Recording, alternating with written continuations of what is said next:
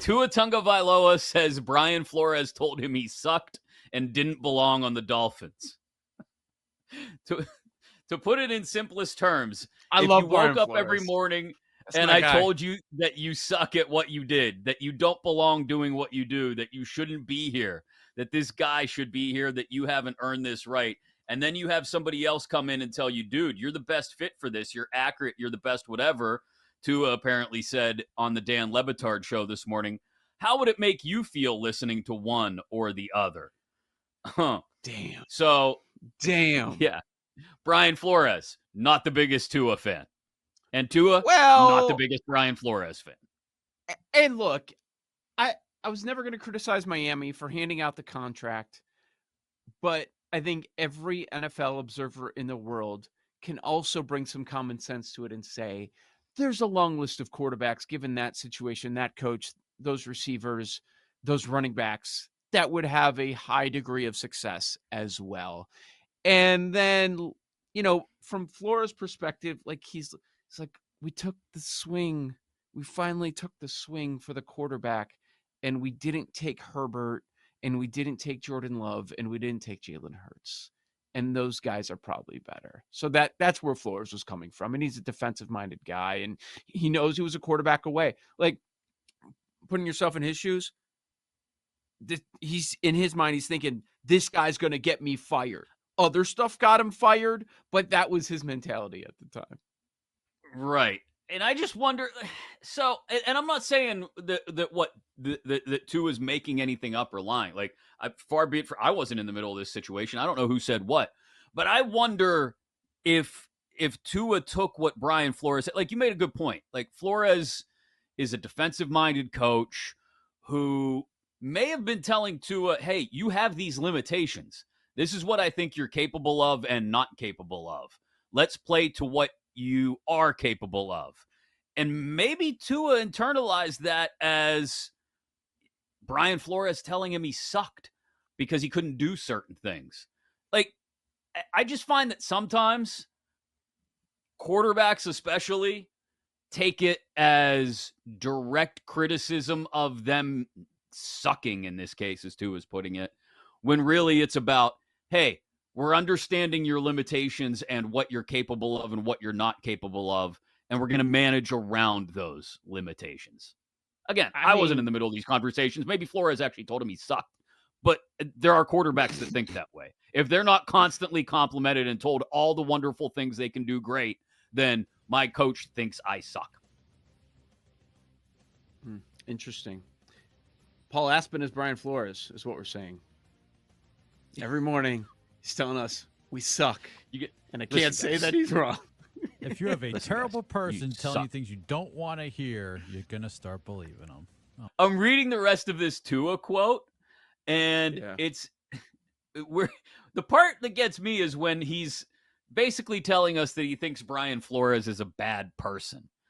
Look, I'm in on the Dolphins this year, right? And more so than, I've told you why I'm definitely out on the Jets. And more so than I'm in on the Bills, right? I've handicapped how I expect the AFC East to fall, and it ends up with Miami at the top, even if it's just with 10 wins. But it was interesting. Will Hill, who was just on with us from Fox Sports, brought it up. This is going to sound like a really sort of vague, abstract notion, but like the mental fortitude of my quarterback needs to be better than to still be carrying this Brian Flores thing around with them 2 years later. Like, right. I get it, Tua. You feel like Flores wasn't nice to you. And maybe he wasn't. Maybe he was a giant jagoff. And for that, I am genuinely sorry that he hurt your feelings. Okay? But, like, we're just trying to get past the point where you can play football when the temperature is below 35, my man. And now we got to worry that you're still feeling hurt feelings, ouchies in your feels because Brian Flores was mean to you.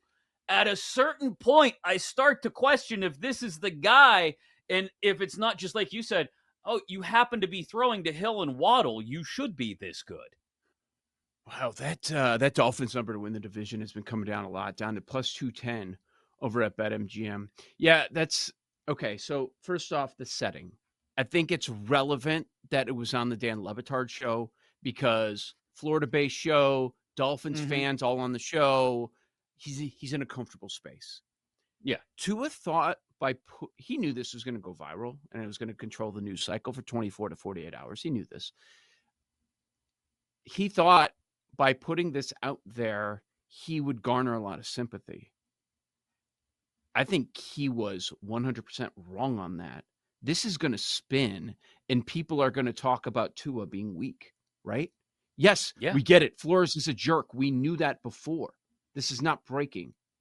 But like now people are going to have reasons to question Tua again. Last year, the questions were about his health, ability to stay healthy, play a full schedule. He did that. Shut everybody up with that, even though I'm still hearing it.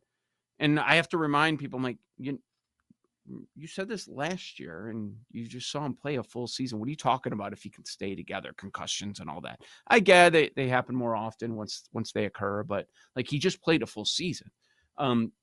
There's that concern, but now there's going to be this moving forward. He thought that people would be on his side, and I think it's going to go the other way. And you're giving them a reason to question Tua just a little bit when you are the guy that runs everything. I know Tyreek does, but the quarterback more important. Man, this is going to be an interesting week for Tua. I don't think it's going to go as well as he thought it was. Yeah, it's just that, like you said, it's an opportunity to question the mental strength or mental fortitude of a guy who, and maybe it's ridiculous for me to tie together the idea of the quarterback's mental fortitude and whether this team can actually play in sub 40-degree temperatures or not. But I don't know. I think there is a little bit of a connection there. They're not going to have to deal with it week one. Week one, they're laying 3.5 at home to a Jacksonville team that I've never been as meh on a team as I am on the 2024 Jacksonville Jaguars. But this isn't to say either that I'm now out on the Dolphins and Miami. I just now have these questions bubbling back to the surface of, Tua, are you that guy? Can you get over that hump? Can you be the dude that when the games matter the most, and oh, by the way, the temperatures are the lowest, you're showing up in big spots? Again, that's not going to matter week one at home against Jacksonville. I think that's a spot where I don't mind laying more than a field goal, even though we're going to have and maybe this is an opportunity to watch some numbers on the Dolphins move in light of this story and how it comes out and how, like you said, people are going to react to it. Thanksgiving at Green Bay at night. So that Thanksgiving Midwest, sometimes, you can have a mild climate, but, that's going to be at night. So that's probably going to be cool temperatures, Lambeau. December 29th, week 17 at Cleveland.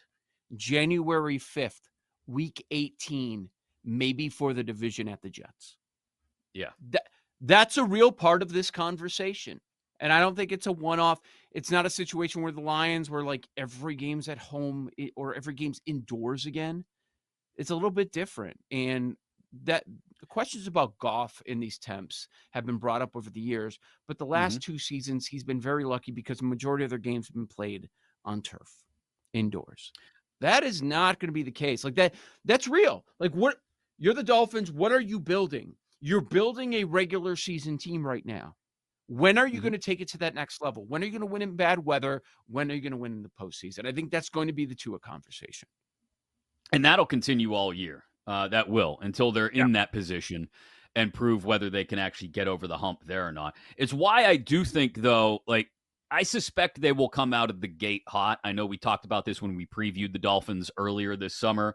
And why I think, week 2 at home to Buffalo is an interesting spot on a Thursday night. So immediately a short week out of the gate. But then Seattle, Tennessee, New England, even if Seattle and New England are on the road, like it's very realistic. They're 4-1 going into an early bye week in week 6.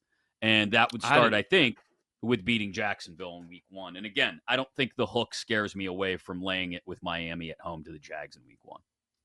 There's a handful of games that I'm looking at in week 1 and I'm saying, I don't know. If anything, I go dog. but I don't know about Jacksonville. I have a better idea about Miami, but I also want to see them with the new defensive coordinator, right? Yeah. With no Fangio, now he's gone. How are things going to change? Word is they're going to be much more aggressive. The guy they brought in comes from that aggressive mentality. So they're going to completely change. And you're also without Christian Wilkins. So how's that going to look? Like, we can't forget about that when looking at the Dolphins. And a lot of unknowns with Jacksonville, and how's it going to look with Trevor Lawrence after he got paid? And they made some changes to the roster, a good amount of them. How's that going to play out? I just have so many questions, both sides in this game, that I'm not going to play it. But if you asked me to pick a side, I would take the 3.5 with Jacksonville.